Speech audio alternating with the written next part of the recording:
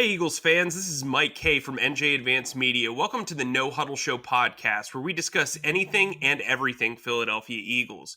You can read our content on NJ.com/Eagles, bookmark that, and you can subscribe to our exclusive Eagles Insider Tech service, where we'll break news, give you insider observations, and provide in-depth analysis.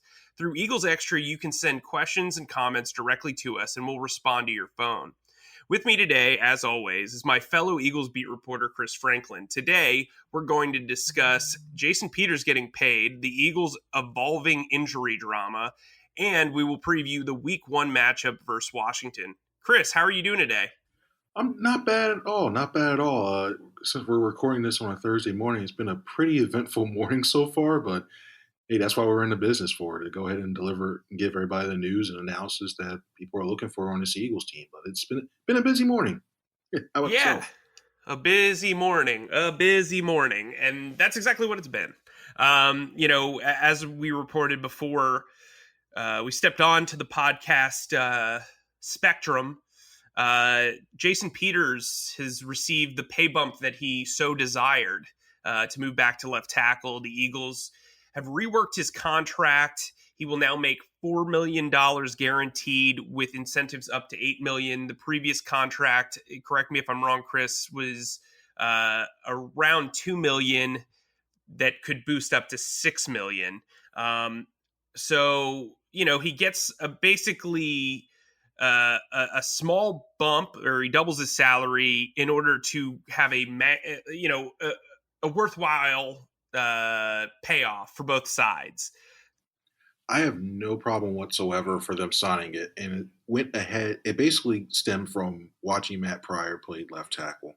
Matt Pryor is really good as an interior lineman, or even right tackle in a pinch, if there was something were to happen to Lane Johnson. But when you're playing the left side, switching from he don't get me wrong, he had to not only switch from right guard, right tackle to the left side, and then get his footwork down. And then, oh yeah, by the way, in a couple of weeks, you're going to be going and doing this in live action in the NFL. Yeah, it was just a tall task, and it didn't really have any depth at that left tackle spot to go and help him out. And I think when you look at what Peters can bring with that experience that he has playing the position, with his familiarity with the offense, it just makes sense. And money-wise, you didn't want to go ahead and try to delve too much into this, use more salary because you're going to have to roll it over next year. But I think when you look at what was out there, and Cordy Glenn is good, and you hate to say this because especially with the injuries happening to his team, but when he's healthy, he's a decent left tackle. But when you put apples to apples together, I still will go with Peters, and then going back to Glenn would still have to learn this offense under there. So I think, given the situation, I think Peters is the better play when it comes to starting at left tackle. See, from my perspective, I would have just paid Glenn to be the swing tackle. We're at this stage now where veterans are on the practice squad. Glenn's not having his door beaten down for offers. Could you sign him to a cheaper deal and get him ready with the playbook for a while? Like, Jason Peters could catch COVID next week, and then you're in the same situation. So I think the Eagles shouldn't be done at the offensive tackle position. I'm still concerned about it. I know Jason Peters is a much better left tackle than Matt Pryor, but I also know that you're one, positive COVID test away from having to replace guys. And so you need as much depth as you possibly can. Doug Peterson said that, Glenn's workout went well, but, we don't know. Anyway, the thing that really kind of stood out to me this week, not just the Eagles caving and Jason Peters getting paid, was that Jalen Reagor was at practice on Wednesday in full pads. He took punt returner reps. He worked out with the wide receivers in individual drills. He reportedly is set to miss Week 1. Here's Deshaun Jackson on the first-round rookie. Oh, man, Jalen, man, he's an interesting cat, man. He's a young guy with a lot of confidence, man. Since day one, I saw his confidence level, and he came in. Nothing was too big for him. He came in, he earned his respect. He's put in the work, and he's made plays. So I see a lot of upside to him. One thing I can tell you about him, he got heart and he got confidence. So a lot of that other stuff, man, we can figure that out later. You give me heart, you give me effort, and dedication. We can work on everything else. So I think he has all the right tools, and it's good to get him back out there. Hopefully this week, if his shoulder holds up to it, because obviously having more weapons out there is better for Carson and better for our team. So the more weapons, the more the defense is going to have to worry about us. So appreciate it and look forward to Sunday. So Chris, Reagor's obviously made an impression on Deshaun Jackson. They're pretty similar players. I would call Reagor basically a Jeremy Maclin, Deshaun Jackson hybrid for Eagles fans. He's got more of Maclin's, body type, but he plays like Deshaun. So he's an interesting guy to watch. Look, he was out there at practice on Wednesday.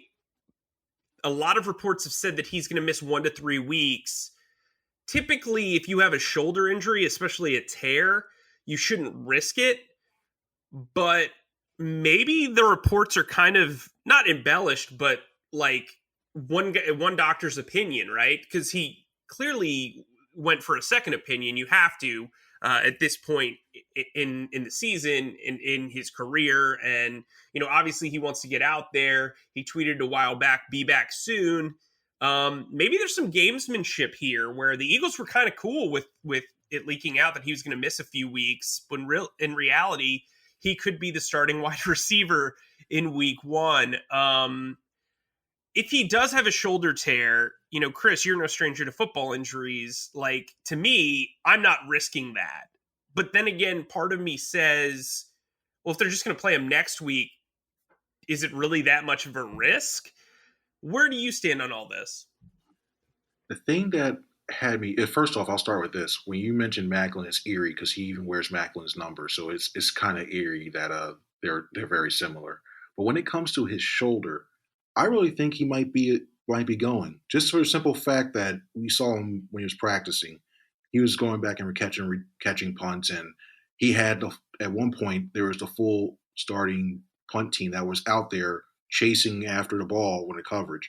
You don't want to risk your your first round draft pick, a guy who's maybe a vital part to your offense and a guy you put in different positions out there to inadvertently have somebody just run by, hit his shoulder as he's going along, and next thing you know, he's out for 3 or 4 weeks. So I think when the moment he was out there on that field and he was doing that stuff, I think it started to signal that, hey, you know what? He may be part of this game plan coming into week 1. And as you say, it could be some gamesmanship going on right now. We know Washington doesn't have any tape. The Eagles don't have any tape on Washington, what they're running. Maybe this is the Eagles' way of trying to put a little doubt into the minds of Ron Rivera and Jack Del Rio and trying to game plan to see if he's going to be out there available. So if I had to put my thoughts, or if I had to put money down on it, I'd probably say he'll be listed as probable by the end of the week. And I think he suits up and is out there down at FedEx Field week 1. I think, we'll see, like that's the issue, right? Because now you can't be listed as probable. It's only questionable, doubtful, or out. And so, but here's the thing though, if he's not on the injury report, that's basically him being as probable. And that seems like a weird scenario for them. I'm going to guess that he's going to be listed as questionable, but here's the real root of what we need to talk about. Should he play if he does have a tear in his shoulder? To me, I'd rather have him for week 2 and give him the rest he needs so I don't risk losing him beyond week 1. But I also see the merit in saying, you know what, let's put him out there, because if it's just going to be a week, it's just a week. If you feel like he's going to be comfortable for week 2, is it really that much of a risk in week 1, or that much more of a raised risk in week 1? Where are you at with that? Would you play him? I would, just for one fact that it's a division foe. If he was okay, if in the way the schedule's worked out, I think you're going to need every single division game you can, especially against the Dallas Cowboys and the prognostications and everything else going on. I think you're going to need every single division game when it comes to a tiebreaker. So if they started out week 1 against the Rams, I would say sit him. I definitely would. But the fact that they're playing Washington week 1 and he looks like he's moving around, And if he was anywhere within the 70-80% range, I'd probably play him. I wouldn't put him on a full pitch count. I wouldn't say, hey, you know what? You're going to play every single snap on offense. I wouldn't do that. But I think definitely third downs. I think if you use them rushing, spot rushing, if you decide to do jet sweeps with them, or even little quick screens here and there, I'm cool with that completely. I just wouldn't put him out there every single play. And also, we got to factor in he's a rookie wide receiver going to be in his first NFL game. So you got to watch out. You don't want to overexpose him and get him into too much stuff as well, too. So I would still, no matter what, I'd put him out there week one. So, from there, let's kind of talk, we talk about injuries with Reagor. To me, the Eagles are not just monitoring his injury, but two notable injuries on the defensive line that could really kind of shake things up heading into Washington. Derek Barnett, who's been dealing with a hamstring injury, he's been out. He was out for the entire padded portion of practice during training camp. He was limited on Wednesday. He's a guy that would start opposite Brandon Graham at defensive end in week one if he were ready. And then you have Javon Hargrave, their huge free agent signing, the defensive tackle, who's a co-starter with Malik Jackson opposite Fletcher Cox. Here's Jim Schwartz on Derek Barnett. I'm still very bullish on Derek. I think he's going to play a big part in what we do. He's tough. He can rush the passer. He plays with great effort. He's not the biggest guy, but he's strong at the point of attack in the run game. I think he fits our system.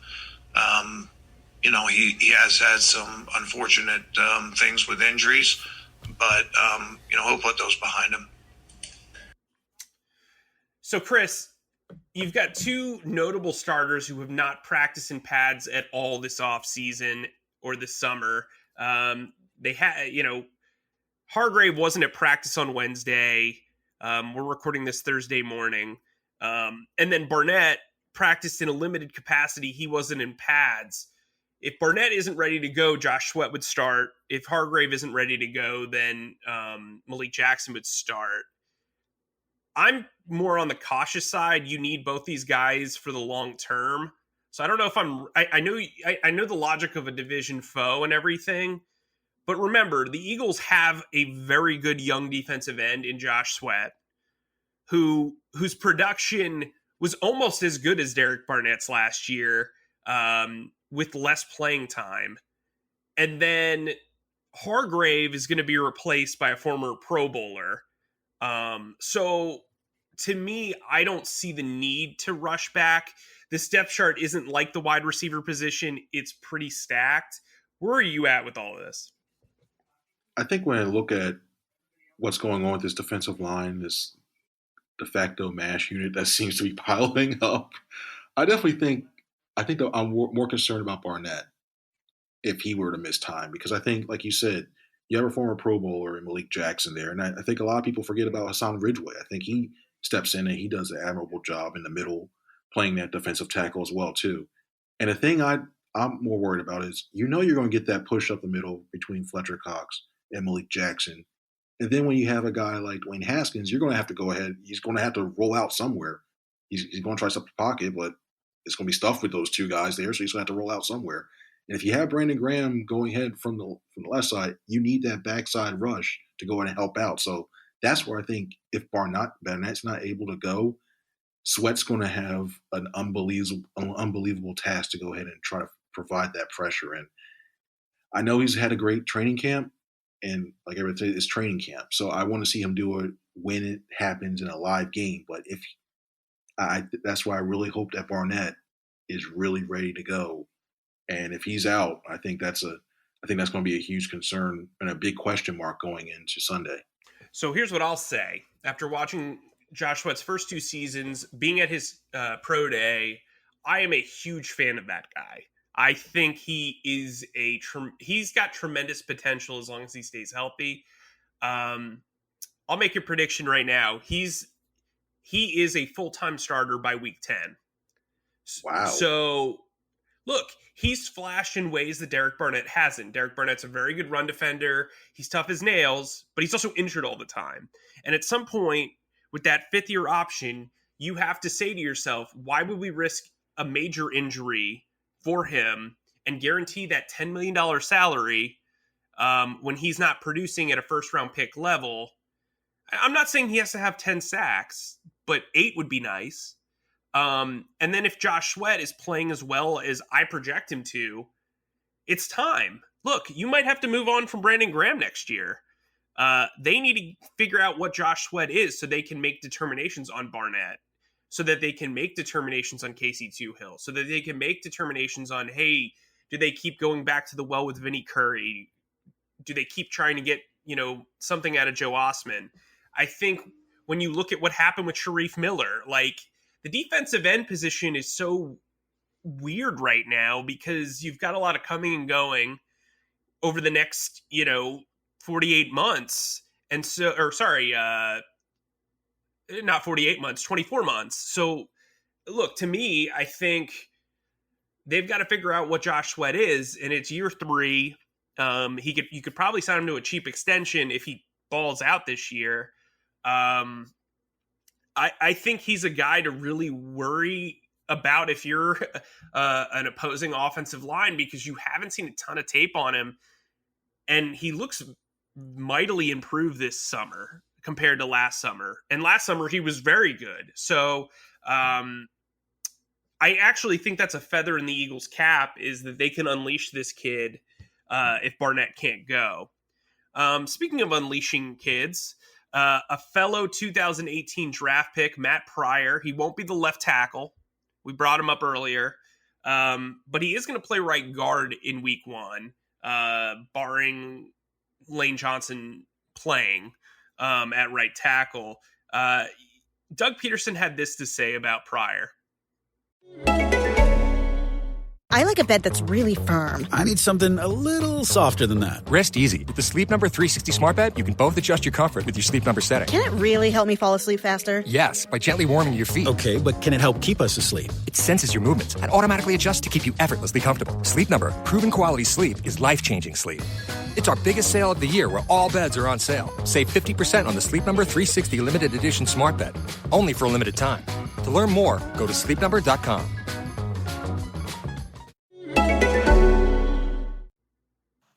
Yeah, that was obviously valuable experience for him, to step in and play that right guard position.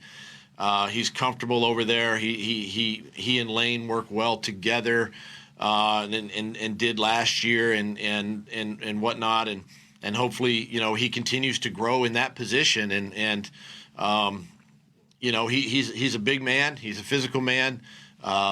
He's done a nice job there.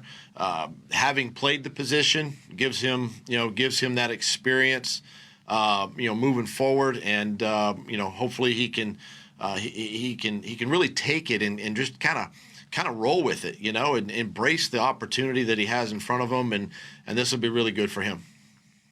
So, Chris, we've talked about the offensive line nonstop over the summer. Obviously, Andre Dillard going on IR wasn't ideal. Obviously, paying Jason Peters to move over to left tackle wasn't ideal. But it's a lot more ideal than playing Matt Pryor at left tackle. That said, I thought Matt Pryor did a very good job in the playoff loss to Seattle.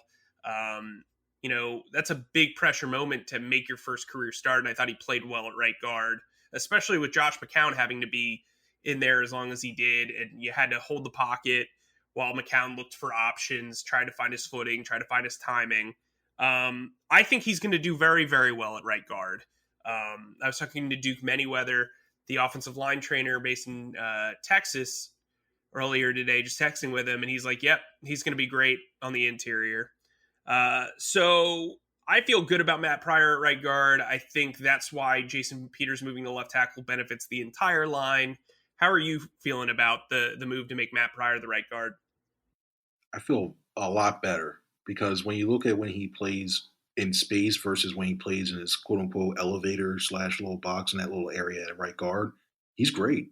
I feel like he can, that's more of his game. It's more of his style. I mean, he can go out to right tackle at times, but I think right guard is where he feels more comfortable. I mean, he's going to have a great matchup going against Jonathan Allen. It's going to be a good test to begin with too, but at least if he begins to struggle a little bit, at least he'll have Jason Kelce right there to go ahead and help him out to pass along and in the pass rush if it comes down to it. But I just really think that when you look at what Pryor brings to the table, I think it's a great thing. And then just think about the run game now. You have Kelsey in the middle. You have Pryor, who's a good run blocker on that side, and you have Lane Johnson right next to him, ready to go too. So the fact that you have those three guys, and if you say you want to throw a tight end on that side, I think you have a lot of success going up that right side and running off that right side off tackle. So I think Pryor is definitely a better fit at guard, and it will be interesting to see what he does against Allen. Then you bring up having a tight end on that side. The Eagles re-signed Richard Rodgers for what seems like the 100th time on Wednesday.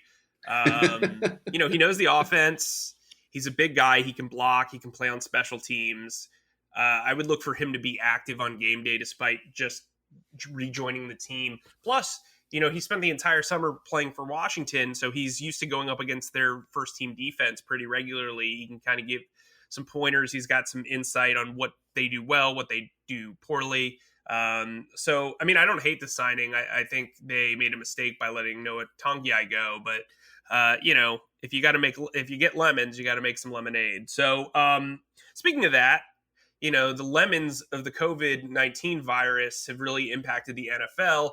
One of the ways that the NFL is trying to counter that is by allowing veterans on the practice squad. Now there's 16 players on the practice squad, and you can have 6 players of any experience level on said practice roster. Josh McCown, who is now the oldest player in the history of the NFL on a practice squad, he's going to be in there kind of as a player's coach on Zoom calls. He's quarantining in Texas. We brought him up the last podcast. Here's the funny thing that Carson Wentz had to say about his former / current teammate, Josh McCown. Yeah, I'm very excited about it. I think, having Josh around last year was huge for me, but really for this entire building. I think he's just provided a lot of insight, a lot of energy. He was kind of a mentor to a lot of guys. He's twice the age of some guys in this building. So, I always give him a little crap for that. But it's awesome to have him back. And, to what level he's engaged, we'll kind of wait and see as we go. But, I'm pretty proud of him also for setting, another record this year for being the oldest practice squad player. He just keeps setting new records. So, it's always good to have him around. And, we'll see how it unfolds for the season. So we bring up McCown to talk kind of about the practice squad in general, right? Now, due to the new CBA, the Eagles can, and every NFL team for that matter, can bring up 2 guys from the practice squad, throughout the season. This week, they protected 4 players. You're allowed to protect, during the COVID-19 pandemic, you can protect 4 players on the practice squad to prevent them from signing elsewhere. Those players were guard Sua Opeta, defensive end Joe Osman, cornerback Trevor Williams, and wide receiver Deontay Burnett. In theory, you would think that they would raise 2 of those guys to the main roster. Now, if Jalen Reagor, who we brought up before, does not play in week 1, logic kind of permits that they raise Deontay Burnett, who had a standout training camp. The Eagles only have 4 healthy wide receivers if Reagor's down. That would be Deshaun Jackson, J.J. Arcega-Whiteside, Greg Ward, and John Hightower. Burnett's played in the Eagles system. He's played in games for them. He knows what to do. He can be the backup slot receiver to Greg Ward. He could also provide some insurance behind Deshaun Jackson as well. I think the Eagles were we're lucky to get him back on the practice squad. Now they'll have him to elevate. I think the other guy you look at is Joe Osman. If Barnett's down, you bring up Osman. If you feel like the offensive line needs some more backup, I think you look at Sua Opeta. Trevor Williams is interesting because he's probably the guy with the most outside cornerback experience of the potential backups for this team, along with Craig James and Crevon LeBlanc. So it'll be interesting to see how they kind of elevate guys. But from your standpoint, Chris, how helpful is this ability to bring 2 guys up from the practice squad, and who would be the 2 guys that you would bring back up?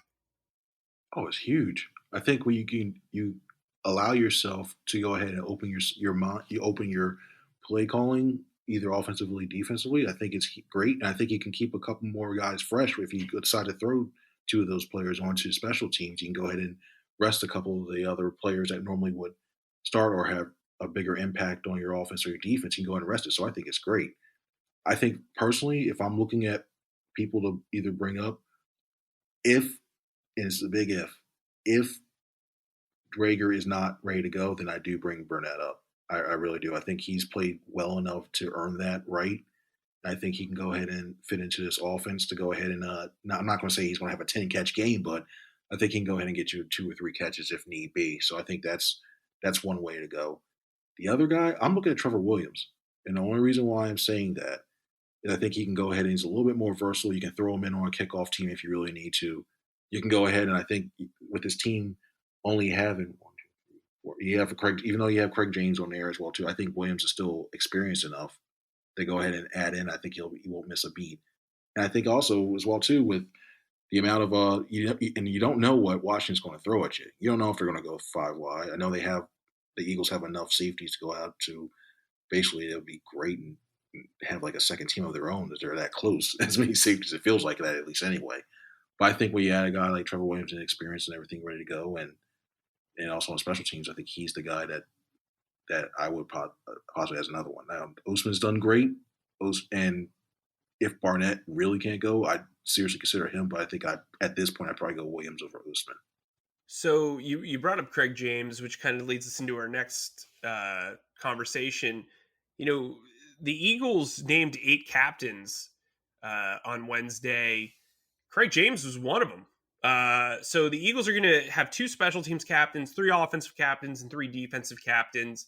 Duke Riley and Craig James will be on special teams. The defense has Fletcher Cox, Brandon Graham, and Rodney McLeod. On offense, it's Carson Wentz, Jason Peters, and Jason Kelsey. I think the offense is kind of self-explanatory. I think when you look at the defense, those guys make sense. They're long-tenured players. Special teams is interesting because James has kind of had like a skyrocketed stock out of nowhere this summer. And then I think Duke Riley's a guy that they really believe in and they almost believed in instantly. If you talk about a guy who's had like a career turnaround the last 11 months, Duke Riley is a guy who is the Eagles' internal comeback player of the year, sort of. He was kind of left for dead as a draft bust, a former 3rd-round pick at Atlanta. Dealt with a lot of injuries, and now he's a 2-time special teams captain for a team he's been on for 11 months. It's a pretty remarkable story. What did you think of the captain designations? I actually think it was a unique way to go ahead and do it. I mean, you see most teams probably have about like 5. The fact that he went 8 was like that shocked me. Number 8, I was like, okay, that's a lot of captains, but it goes to show you that either they believe the team believes they have a lot of leaders in that group, and the fact they actually gave 2 special team spots, two special teams players to captaincy, I think it shows the importance they want to place on special teams itself. I think that segment of the game gets overlooked a lot. I think you definitely need to have Carson Wentz, your quarterback. You definitely want to do that. Rodney McLeod, I think, is an interesting one as well too. I thought that was a really good thing. I think he's done well. I think he's a good leader vocally in and out the locker room. I think that was a great one as well too. Fletcher Cox, he's just one of the long-standing Eagles, and you want to have guys to show that's been there with the organization for a long time, to show that longevity and continuity in the Eagles' way to do things. So I think that's great. But seriously, the Duke Riley and Craig James thing with both of them happening, I thought that was very interesting. And normally some teams throw out their kickers. They throw out like Jake Elliott, someone like there. I thought maybe he would at one point be named the captain, but I guess not. But overall, I thought 8 was a very surprising amount of captains to have on a team. Yeah, the one omission that I was kind of surprised with was Zach Ertz. I understand why Jason Peters is getting it over Ertz, but it's just an interesting situation overall, especially when you consider his contract kind of being up in the air and those extension talks going the way they are. Anyway, so let's get into our preview. Normally, most weeks, our preview will be much earlier in the show. There's just been a lot to break down, obviously, because it's week 1. A lot of, auditing of the roster and such. But we head into week 1 with not a lot of clarity. This is a unprecedented offseason meets an unprecedented season meets an unprecedented week 1. So first off, I want to talk about who are the 3 Eagles players that you're looking at that have to have a big game this weekend, this Sunday, Chris? Well, the first one I'm going to talk about, I think, is Lane Johnson. And I think we're going to have a great preview of what's going to be for years to come. Remember how we basically used to watch the John Runyons versus the Michael Strahans? Well, I think we have another one developing when it comes to Lane Johnson versus Chase Young. I think when you look at primarily where Chase is going to be playing, you got a guy who could be a Pro Bowl player, all-pro type player if he lives up to his potential for the next 9-10 years versus a guy who's established as one of the premier right tackles in the league. If he's not one top three, he is the best right tackle in the league. So it's going to be a little that chess match that goes on between the two of them, how to move and counter move, which ways to go. I mean, Johnson's only seen college tape of Chase Young, but Chase Young has a bunch of film on Johnson. So it's going to be see how well they adjust as they go along. Second player I'm looking at is J.J. Arcega-Whiteside. I think, especially with Jeffrey most likely not going to be in the lineup, he was recovering from a Lisfranc surgery. I think when you look at Arcega-Whiteside, he looked like he was better in training camp.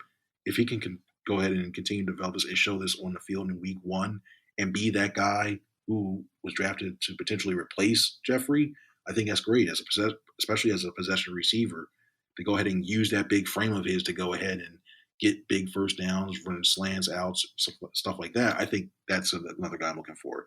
The other guy is going to be Nate Gary. And the reason why I say this, we don't know we don't know how Washington's going to come out. We don't know if they're going to come out and throw some weird offense we've never seen before. We don't know if they're going to come out and throw something that's traditional. But I think the key is going to be how Gary's going to help line the rest of the defense and start shifting everybody getting them in the right positions to do that. And then not only say in the first half where you're trying to see like, okay, this is what they're running, this is the sets they're running, the formations and what they're running out of it. At halftime, getting together with Jim Schwartz so they can both talk it out to say, hey, you know what? They're lining trips to the right side here. When they do that, they may run weak side zone on the other side. It's little stuff like that. I think the communication is going to be great. And then in the second half, once they see what happens, actually utilizing those adjustments and making sure that they go ahead and try to go ahead and get acclimated and keep the defense stout. So those are the three guys I'm looking at. Who are you looking at? Well, I mean, the first guy to me is obvious. It's Carson Wentz, right? He's always done well at FedEx Field, or at least since his rookie year, he has done well at FedEx Field. I expect him to carry that over. I think, his chemistry with Deshaun Jackson, if that can return, I think Eagles fans will feel a whole lot better about this season and this outlook. I predicted the Eagles to go 9-7 this year and get the 6th seed in the playoffs. I had Dallas winning the division, so hate on me in the comments. But as I've said on Eagles Extra, our insider service, which you can sign up for 2 weeks free and get tons of analysis in the middle of games instantly sent to your phone, my main concern is the questions on the offensive line. They are dealing with 3 notable factors on there between Jason Peters moving back to left tackle after spending an entire summer at right guard. He's also 38, did I mention? Matt Pryor is a bit of an unknown, as optimistic as I am about him. And then Lane Johnson missed about 10 days of training camp practice with an ankle injury. And now he's going to have to start at right tackle against, like you said, Chase Young. So how Carson's able to deal with that in the pocket, how he's able to buy himself time to throw the ball downfield and get his wide receivers open with timing and his prowess in the pocket. I'm just very interested to see how he handles all the adversity in week one, because look, this team hasn't faced any live game action. You can talk about tackling in practice, but when all is said and done, you're not playing opponents that you play against every single day. It's a little bit different. And I think Carson Wentz can really get this fan base either excited or depressed with what he does in week one. The second guy I'm looking at is Deshaun Jackson. I mean, look, the guy's coming off a very long offseason, as he admits. And look, I think the offense is going to go as he goes in a lot of ways, because if he is able to stay healthy, he's changed up his diet, he's done yoga. If he can stay healthy, this team has a bona fide safety stealer, is what I call him. you're always going to have double coverage on him, which makes life easier for the tight ends and for Miles Sanders. With the rookies, they're going to have to prove it. They're going to have to prove that they can get open and make catches. Like Jalen Reagor is not just going to be respected off his first round tag. He is going to have to make some plays before he commands safety respect. So Deshaun Jackson automatically comes with that. What he does speaks for itself. So if he can get off to a great start, again, this offseason of, it's amazing. I was talking to Zach Rosenblatt about this. The lack of hype for Deshaun this offseason compared to the unsurmountable hype for him last year is very weird. Look, I get it. The off the field stuff, the social media posts, I get why he drew the ire, and he drew the ire of me as well. But I think from a on-field standpoint, this guy is ready to rip. Like, he is ready to go. We spoke to him Wednesday, and he said to get your popcorn ready. So a callback to Terrell Owens is always a good sign for a wide receiver. And then the last guy I'm really looking at, and maybe this is a cop-out because I'm going with like all the big names, but Darius Slay. I mean, he really struggled against Terry McLaurin last year, and the Eagles are paying him to be a true number one cornerback. They're paying him to be a top 5 cornerback in the league. We've seen him get, I don't want to say worked, but we've seen him get worked by deep speed, for lack of a better term. And so I'm wondering what happens with him and Terry, how that battle goes. Terry ripped apart this secondary last year. Will Darius Slay be able to change that? Will Darius Slay be able to change his own results against Terry McLaurin from last year?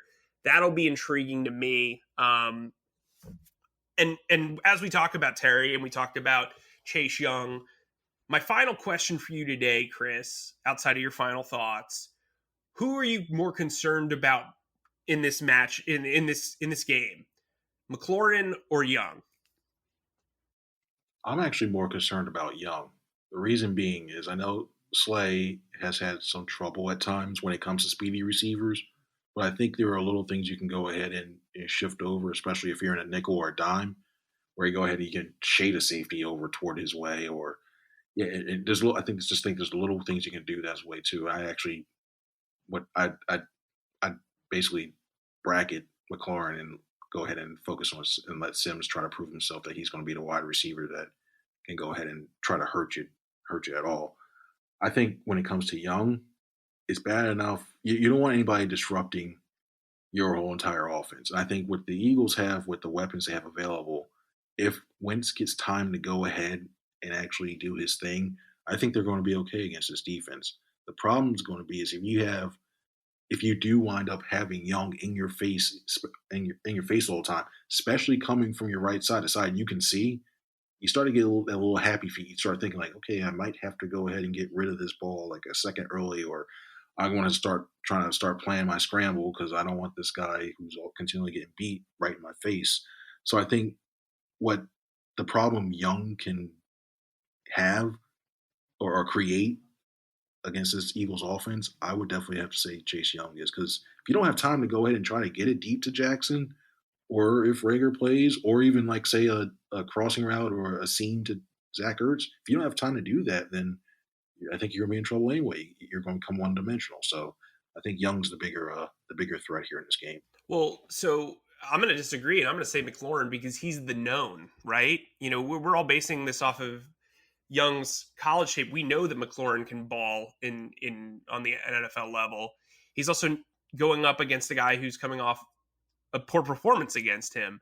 And he's a guy with a lot of expectations, and the fan base can turn one way or another based on what McLaurin can do. I also see some issues potentially arising with Jalen Mills playing strong safety for the first time. I could see Rodney McLeod having some difficulty back there as far as communication goes with so many different moving parts in the secondary. This is really not a dress rehearsal. They haven't had a dress rehearsal. They're going to opening night without a dress rehearsal. So I'm anxious to see how the secondary kind of copes with all of the changes that are going on back there. They've got a new secondaries coach. There's a lot of moving parts. Like, yes, if Jack Driscoll starts at right tackle on Sunday, Chase Young is definitely the guy. But I think if all things are equal, McLaurin's the guy that I have the most concern about.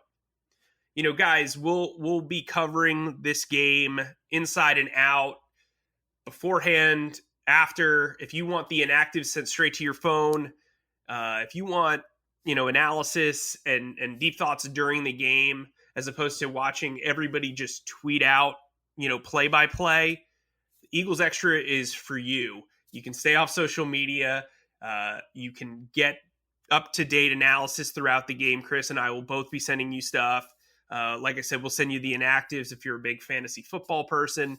And we'll give you all that commentary that you desire after the game on Eagles Extra. You can sign up for it. It's in all of our articles.